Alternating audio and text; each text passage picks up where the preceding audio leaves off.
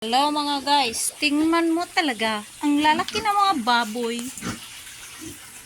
Yan, 3 months to. 3 months to guys. Ito yung isa. Malilima to. Ayan guys. Yan. Ito naman ay 2, 4, 6, 7. Ito din to. Yan guys. Ito. Tapos may another dalawa dito.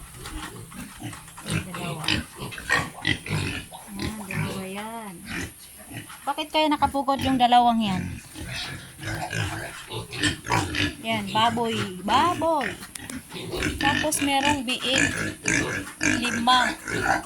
Biik pa lang siya. May 1 buwan na yata to. O wala pa. May sugat pa sa tenga yung isa. Ayan guys, mag-alaga na lang kayo ng baboy.